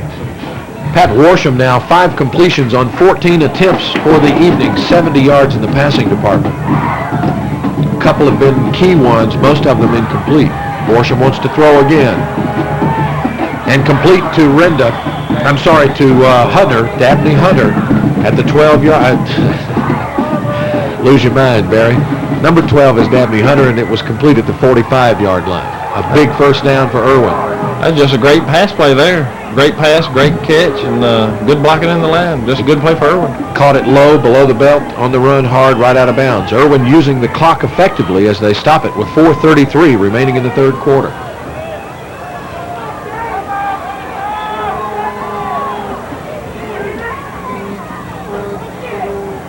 Worsham with the call. Changing the call, possibly a long snap count. Quick snap out to the side. Hunter again, the intended receiver, but incomplete at the 42-yard line. Barry, they're passing on every down. I don't know if they think they can't run, or I don't know what the deal is, but they're passing every down. They really are. Interesting point made by Mike Whitten just now that both teams are playing all out, full speed. This is a one-game season. It's down to that level of play, and they're going flat out in both directions. All right, on the incompleted pass at the 45-yard line, now 2nd and 10 for Erwin. Homewood wants to stop him this time. Worsham this time will give. Oh, inside trap. Renda is the ball carrier, and he takes it down just shy of the 40-yard line, but hard running by Patrick Renda for Erwin. Stopped by Lee Thompson and Dusty Smith. That little wingback reverse or inside trap, whatever you want to call it, it's worked fairly well for them tonight. They are trapping our quick linemen coming through. All right, that brings up 3rd and about 5.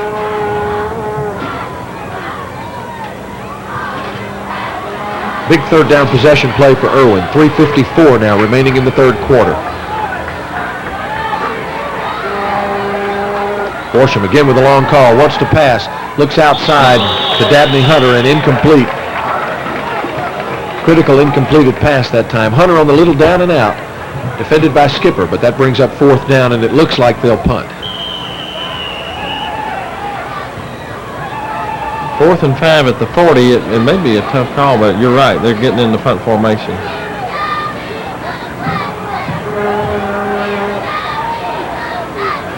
The Erwin Eagle paces the far sidelines. Deep for the Patriots, Brian Greer. Worsham kicks. Greer signals for a fair catch. Takes it in at the 10-yard line or just shy, if I'm reading the angles correctly. Barry, I think Robert Davis did not come in then. He left his defense intact thinking they may fake it here, which crossed my mind too. I keep looking for a little something different out of Coach Ferris and Erwin to try to break out of this game. Good point. Where are the little wrinkles that, I mean, again, we just commented it's down to a one-game season. There's nothing to lose at this point. You and I aren't that familiar with their plays, and they may be showing them to Coach Gann, and he sees them and we don't.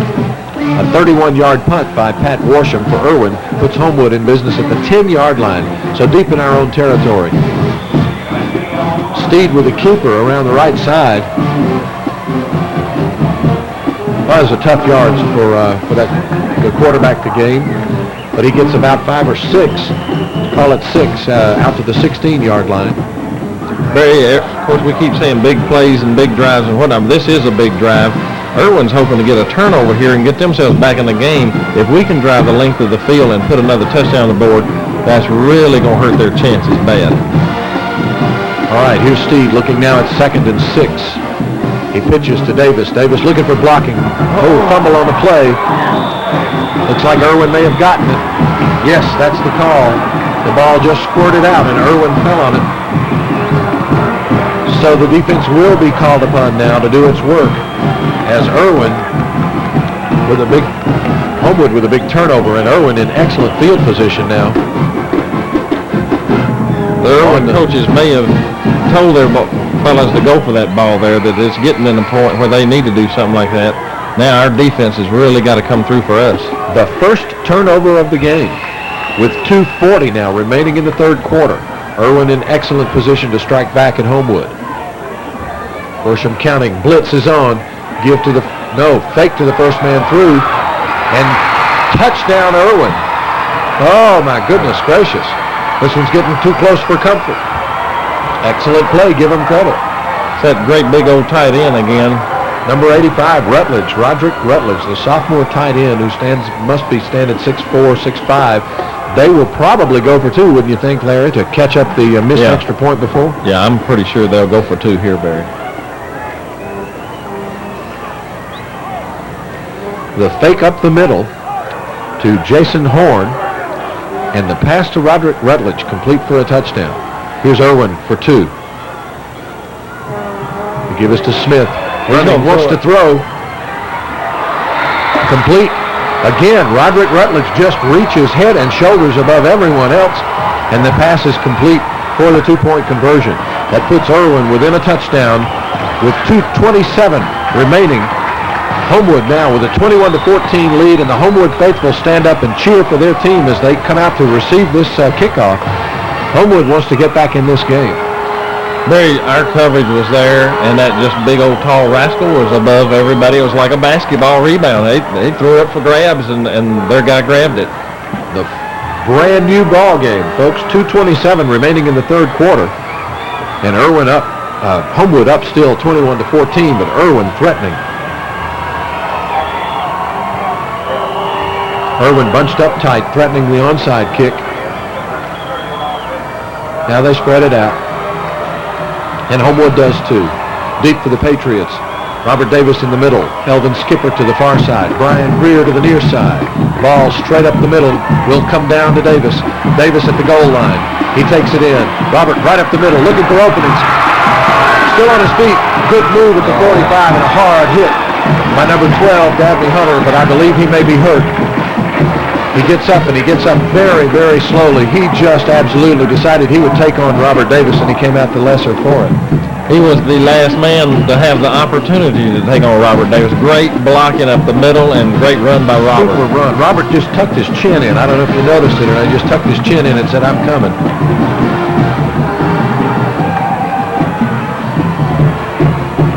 Good field position for the Patriots now as they start from the 46. Here's the give to Davis. Davis crosses the 50 and ends up at about the 45-yard line. He took a shot and didn't even respond to it. I mean, he just kept on going like he didn't even take the shot. It would have knocked anybody else flat on their back. That was a good run. You know, it's the best field position we've had on a kickoff for the night. Homewood started on its own 10, its own 27, its own 25, and this one on the 46. Robert Davis now with 192 yards on the night. Wes Steed wants to pass. He looks, routes covered deep, but he lets it fly. Intended receiver is Andrew Jeske. He looks at the official, wants an interference call, but no flags on the play. West threw that ball over 50-something yards in the air, Barry. Third down and 1. They had it down the waist there, and that was a good call. It's the old Bart Starr call. Yes. And that was a good play to call right there. And you're going to see the secondary back up just a little bit now, and that'll loosen up everybody else. Third down and a little bit less than a yard. Third and a little less than a yard. A big possession play for the Patriots. Steed, the quarterback. Moulton and Davis, oh no. The give is to Moulton. They say he fumbled. Let's see what the call is. Erwin scampers off the field as though it was a fumble. They got it, Barry. Here's the call. Erwin football. Blitzing back, a blitzing defensive back comes through the Homewood line right at the moment of the handoff and takes the ball away from Eric Moulton. And so Erwin with the turnover. The second turnover of this game, now very much in business at the 48-yard line. Homewood fans wanting defense. Line of scrimmage now the 47-yard line. Here's Pat Worsham. Gives to Smith. Smith off left tackle across midfield to about the Patriot 47.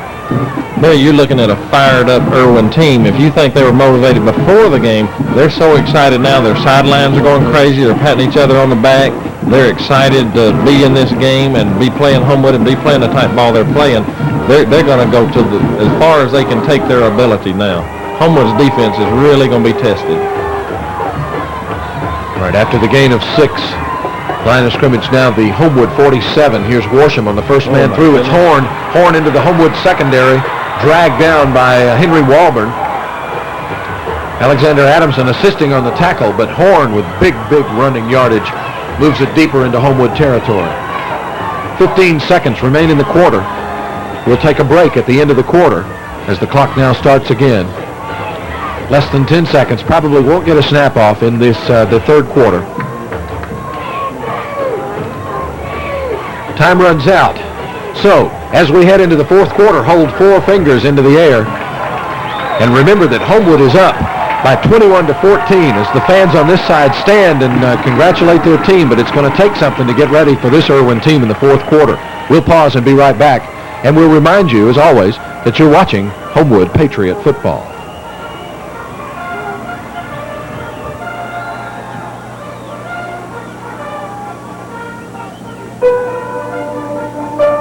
There are some important things I want to teach my son, like common courtesy, saying thank you, and if Keith sees me treat people with respect, hopefully he'll believe that's just the way you're supposed to be. Here's to Lisa Dawkins, M South banker, who believes quality banking means remembering customers' names, smiling, and saying thank you. At M South, you'll see it. Then you'll believe it. Back to Waldrop Stadium. The noise you hear is the Homewood crowd trying to get a little enthusiasm into its team.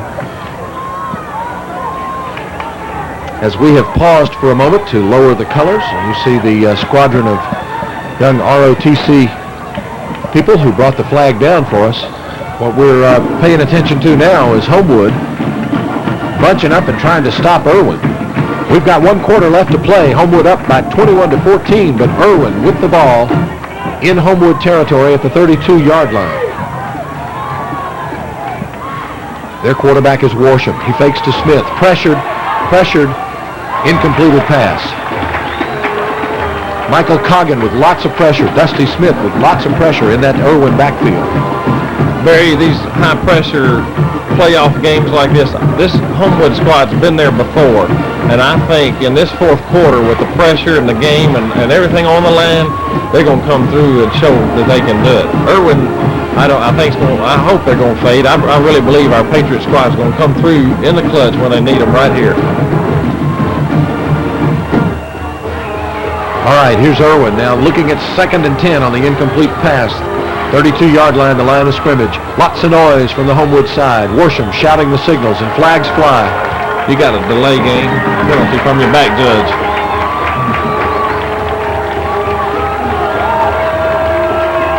There's a mistake that a team shouldn't make late in the game, like that in a big game. Just a little move by Erwin there that's going to hurt them.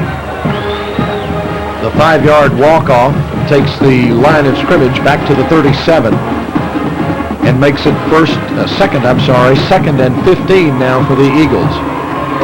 My eye is on the tight end, number 85, Roderick Rutledge, on this side. He's been the difference in this game, that and a couple of turnovers by the Patriots. Long pass from Worsham. They wanted Rutledge that time, but he was defended by Adamson, Greer, and Sharp. 3 guys on him. 2 things happened there. I saw Shane Davis nailed your quarterback after he threw the ball, and the other thing is that as the monster end goes downfield and reaches up for that ball, he got zapped by a couple of our guys. Big play by the Patriots, perhaps an even bigger one now with 3rd and 15 facing the Erwin Eagles. If Homewood can stop them before they penetrate the goal line again and turn it around, the momentum will shift in our direction. Roderick Rutledge looking like a giant sequoia out there on the left end of the Erwin line. Here's Worsham. Elvin's got it. Into and out of Elvin Skipper's hands at the goal line. It might have been just as well. I don't know. We'd love to have had it, but he's been in great position all night long, and believe me, Elvin will catch 99 out of 100, and I'm not sure that wasn't so bad to let that one go, because it's 4th down now. And I believe these guys got, 4th and 15? They're going to kick it. 4th and 15. They'll kick it. Uh-oh. We got a flag? Let's see. I can't see it if there is. Yep, we're walking back, so it doesn't matter if we'd intercepted or not. They'd accept the penalty anyway. Looks like a 15-yard penalty against Homewood. I swear I don't see a flag on the field, but there is one out there somewhere. Pass interference, us. That's the call. That is the call. Pass interference against Homewood. That, too, a big play because it gives Erwin a 1st down at the Patriot 22. I didn't see the flag, and I didn't see the penalty. Neither one. Well, doesn't matter what we saw, does it? All right, Hunter split wide to the left. Rutledge wide to the right. Right up the middle is Horn. Michael Coggin on the tackle. Coggin on the stop after maybe a yard or two. Things are tough with 11:28 remaining. Homewood really tested for the first time this year. Barry, we got a lot of high-quality ball players on that defense, and I don't know which one, but you just got the feeling one of them's going to come through with a big play here and do something for Homewood. Homewood right blitzing a lot, Larry, as I see it, because of the passing by Erwin. All right, 2nd and 10. Worsham on the fake, passing across the middle. Big block by Lee Thompson. Lee Thompson. Big block by Lee Thompson. That ball almost stuck on his hand. Big 3rd down coming up now. Well, Michael Coggin does it on 1st down. Lee Thompson on 2nd down. Great play, as you can see there. Pressure from Shane Davis and the big block from Lee Thompson. All right, 3rd down, about 8. Time is out. Erwin wants to talk about it. 11:03 remaining in this football game, and that is the 2nd timeout for the Eagles in this half. They only have 1 remaining, and that too could be critical as the waning moments of this football game, as the Patriot team comes over to the sideline to talk. Coach Mike Thorson with lots to talk about right now. This is the toughest test of this season for his defense. Tell you what, this is 2 excellent squads. They both deserve to be in a state playoff game like this. They both have excellent coaching staffs. Larry Ferris has been around for quite a long time. I can remember when I was an official in the 70s, he used to be official with us and been around a long time. All right, we're going to stop for a moment while time is out and tell you it's 21-14, Homewood over Erwin. We'll be back after this from one of our sponsors, and you're watching Homewood Patriot Football. It's Piggly Wiggly Food Stores for action at Waldrop Stadium. Here comes the blitz again. Worsham looks to throw. Pressured. Oh, he gets away. Oh, again. Finally run out of bounds at about the 12-yard line. But incredible presence of mind by the young junior quarterback, Pat Worsham, for Erwin. That kid's some kind of athlete. Dusty Smith finally knocked him out, and I thought we had him 2 or 3 times back there. Great run by their quarterback. He's an athlete. All right, 4th and 1. Well, they're going to measure for it now. They're putting the ball back on the sideline. They're going to bring the chains all the way across and measure it. It's close. It's close. Danny Callies on the sideline for us tells us it's probably less than a yard, close enough to where an official wants to take a look at it.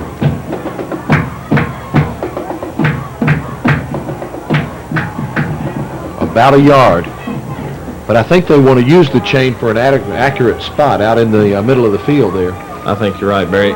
We've said it before, a big play, and I'm going to say they're going to go over that gigantic left tackle they got and perhaps that big tight end to get that yard. Erwin has no need for a field goal, I guess, at this point.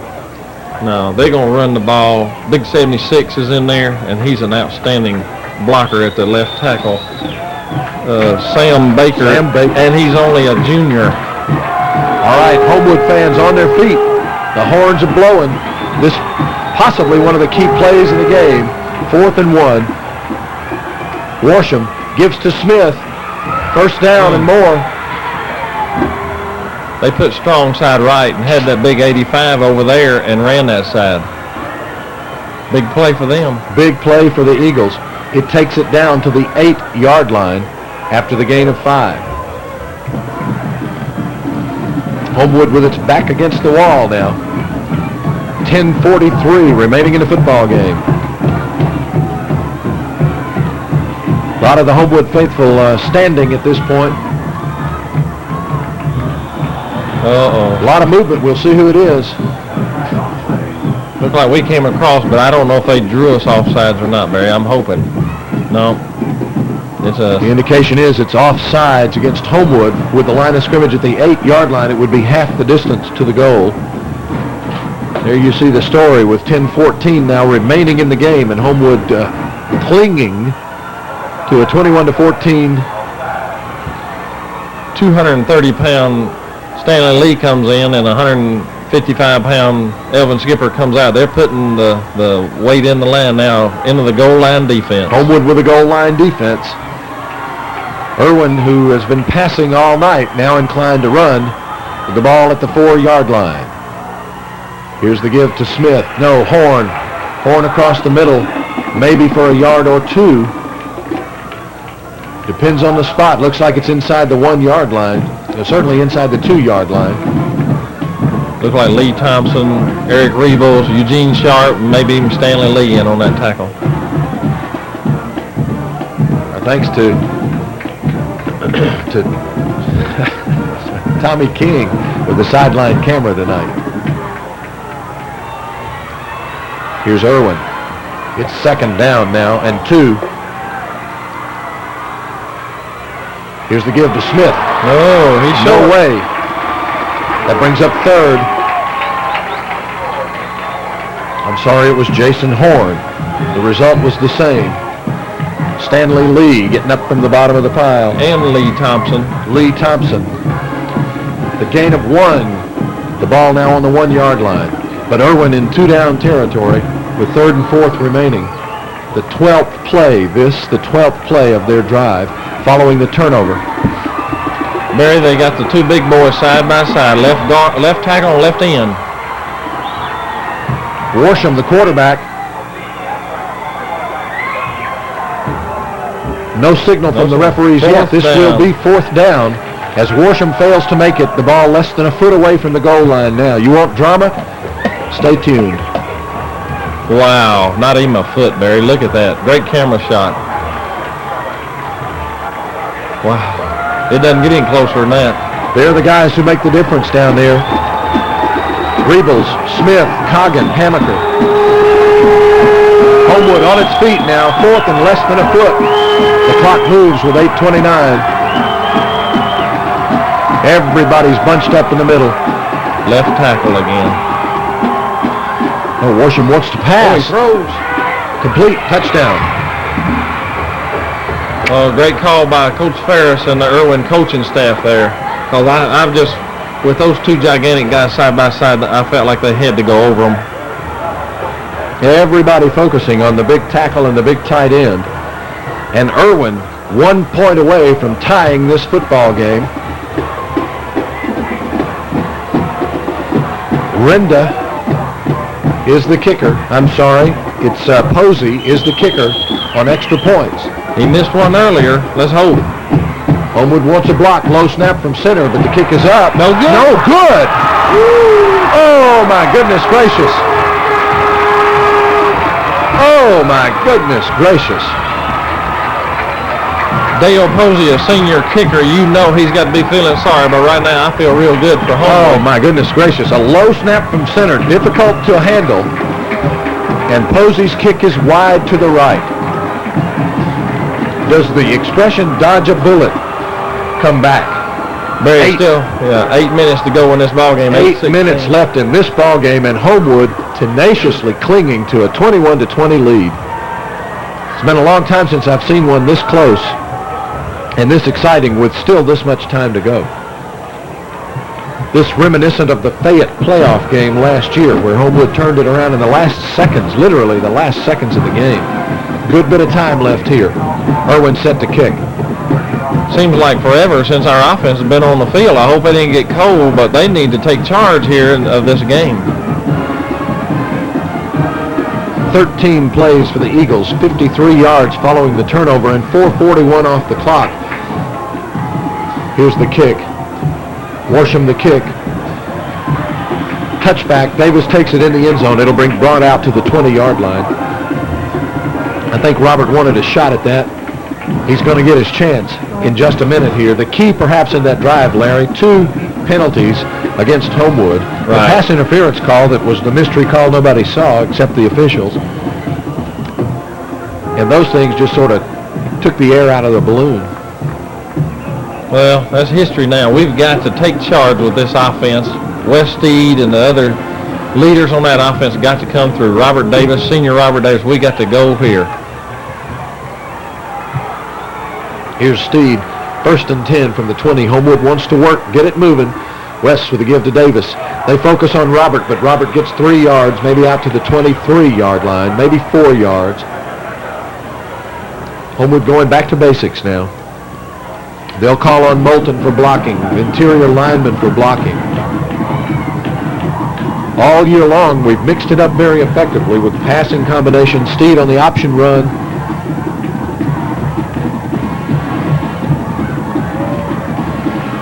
On that carry, Robert Davis totals 196 yards, close to a 200-yard night for the senior tailback. Here's Andrew Jeske in motion to the near side. Steed on the give to Davis right up the middle, across the 25 to about the 27 or 8-yard line. Possession down coming up. Third down and, 2 or 3, and you can rest assured that our offensive line and backs know what the deal is here. They're going to have to make this first down. Critical possession down, as will be all the third downs from here on out. Homewood needs to keep it and keep it alive. 7:10 is the time remaining in this football game, the first of the series of playoff games in the 1991 championship season. Homewood fans come to their feet now as the Patriots look at third and short. Here's the give to Davis. Oh, yes. Slipped down on a wet field on the far side. Had he been another step or two, might have gone for a lot more yardage and perhaps a score. But good enough for the first down. With the ball out now to the 36. Nice sweep on that one, Barry. Good blocking around that end. Got his first down, and like you said, looked like he didn't get hit. His feet went out from under him, I think. The gain of 8 that time. Really 9. Takes it up to the 36-yard line. Robert now breaking the 200-yard mark on the night. Steed with the call, looking at first down from the 36. Davis, excellent move at the 44-yard line, still on his feet at the 40, 45, 30, 20, 10, touchdown, Homewood. There's a senior leader and some great blocking by senior Brian Greer when you needed it. No flags, significantly. They thought perhaps he had danced out of bounds, but no way. He was within a foot of out of bounds, but he stayed in. And Robert Davis, he walked a tightrope down that sideline. Here's the replay. Look at him. One move. Look at Brian Greer. Hit him, turn around, hit him again. At this point, folks, it's all speed. That was the point right there where he danced along the sideline. The official went back and looked at it, but it's a score, and a big one. A big, big score. Robert Davis with 269 yards tonight, rushing yardage. Here's Steed's extra point attempt. Kick is up. The kick is good. 6:17 remaining in the football game, and the momentum has shifted as Homewood now jumps out to a 28-20 lead over the Erwin Eagles. Earlier we talked about We're going to stop for just a second and change tapes, and we'll be right back with you.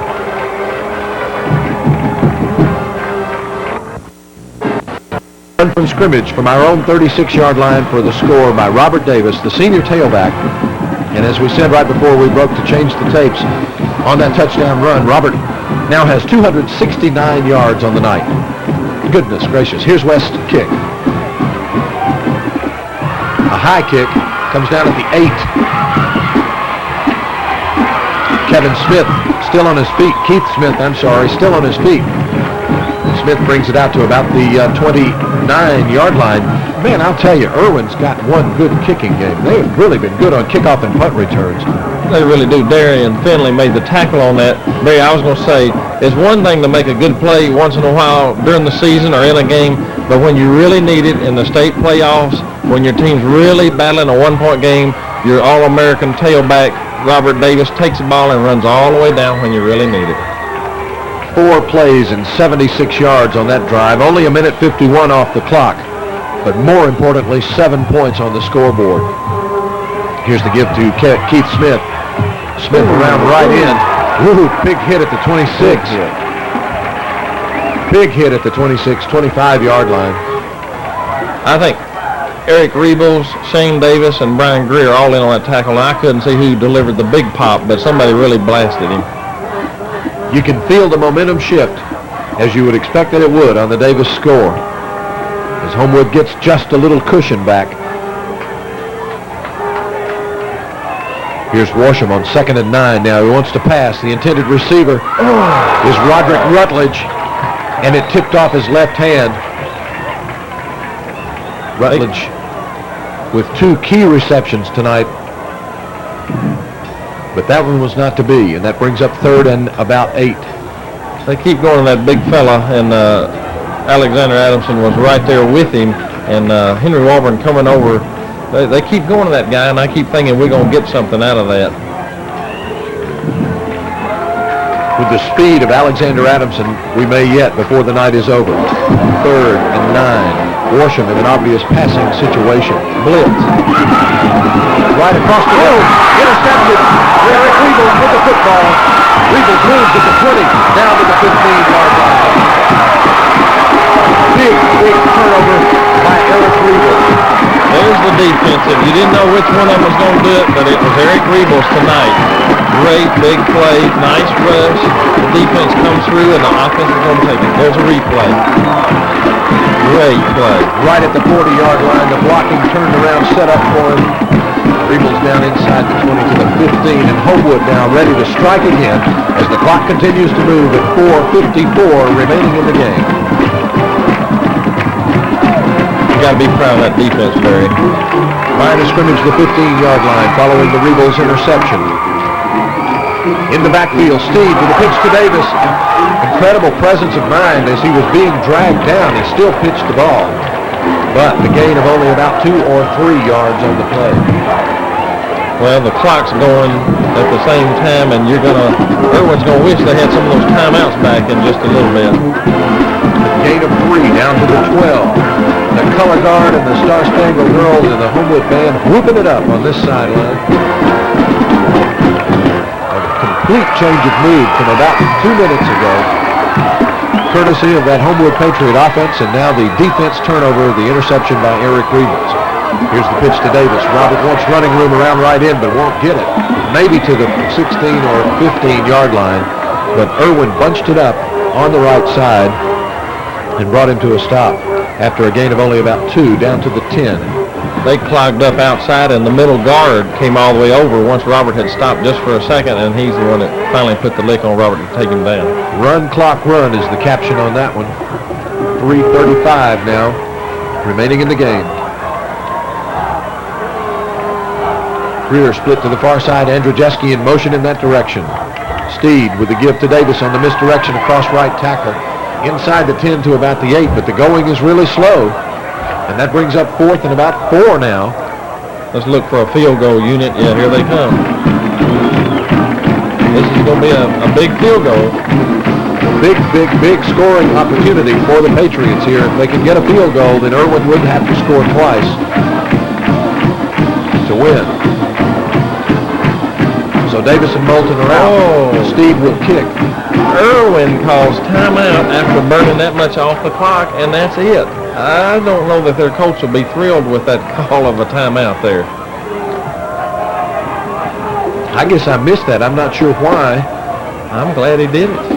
On an obvious field goal attempt, they would have spent their final timeout, but that's what they did. As you look at some of the Homewood players on the sideline, and there's a good look at quarterback Wes Steed, number 15. Others there that you may recognize. Barry, it's going to be interesting to see where they put number 85, that gigantic end, to see if they stick him in the middle to try to block this field goal. This will be, Larry, from the ball will be set down at about the 15, the way I'm seeing it.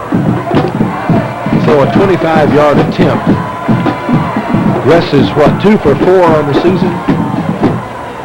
Barry, if there's ever been a desperation block, you're going to see it right here by Erwin. I don't think they're going to keep anybody back. Well, they really shouldn't, but they do have 1 deep. I'm wrong. They got 3 deep. They're looking for a fake. Riebels to snap. Greer will hold it. A high snap from center, but Steve puts it up and through. That is a big field goal for West Steed and this Homewood ball club. Big pressure on the senior quarterback. A 24-yard field goal, good, with 2:55 remaining in the football game. Homewood now with a 31-20 lead over Erwin.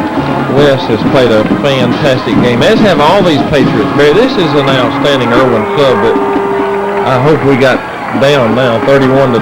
It's not over yet, but this is an outstanding club, and Homewood's an outstanding club too. And people were talking about the stepping stones to get to a state championship. Man, I'll just be glad to get past this game right here. Amen, brother. This is playoff football, no doubt about it. The The superstars are out and shining bright tonight. I'll tell you something else. A lesser team could have folded up and let go of this game, and Homewood hadn't done it. Here comes your kickoff, Barry. Steed to put his toe into it. High, short kick. It'll come down. Smith and Renda both want it. Hunter comes up with it. Hunter still moving at the 25, 30, grabbed and finally brought down by Adamson and Sharp. Two Erwin players still down on the ground.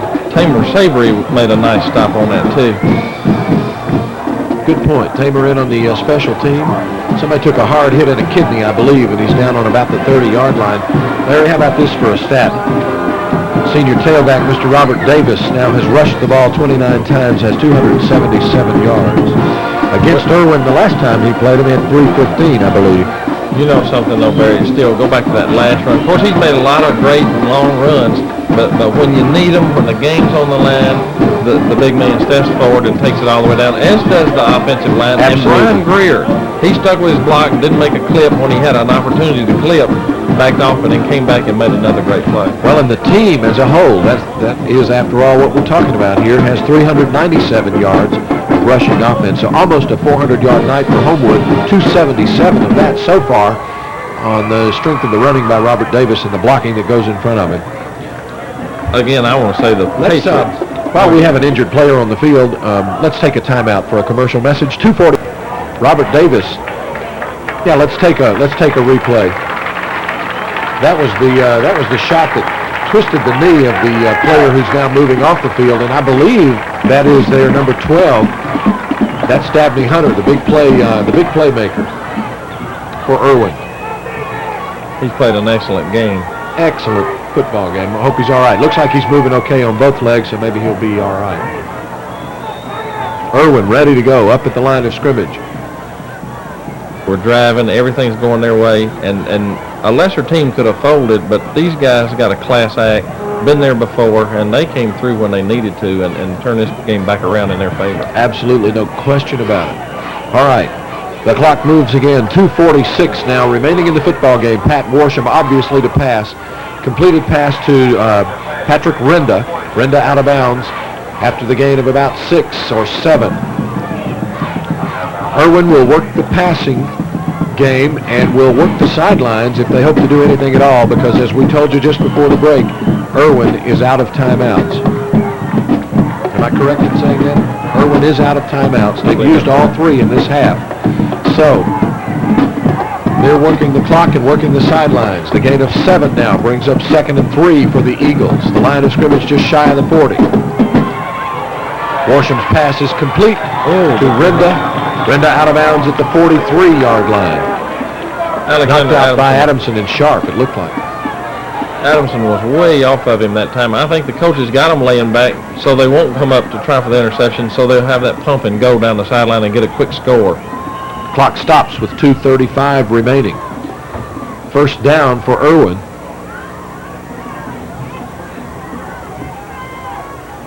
Line of scrimmage to 44. Worsham back to pass. Pressured in the clutches. Oh, almost intercepted by Hammaker.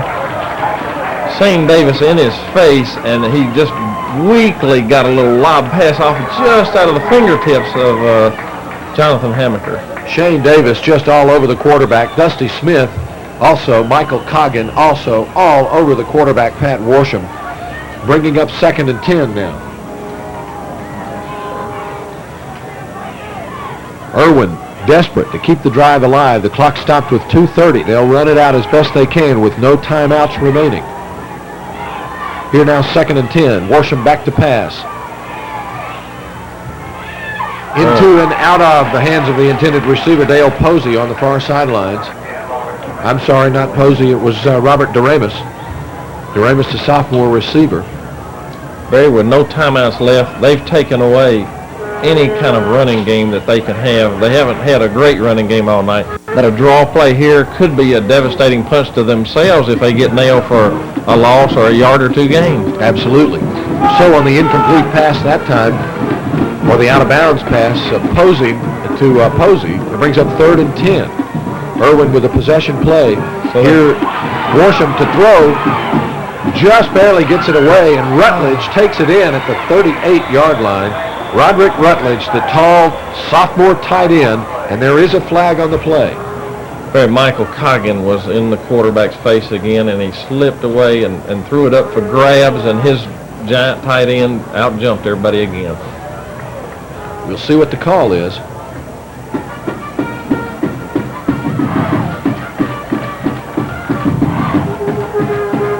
Trying to mark the spot of the foul, and it looks like it will go against the Patriots.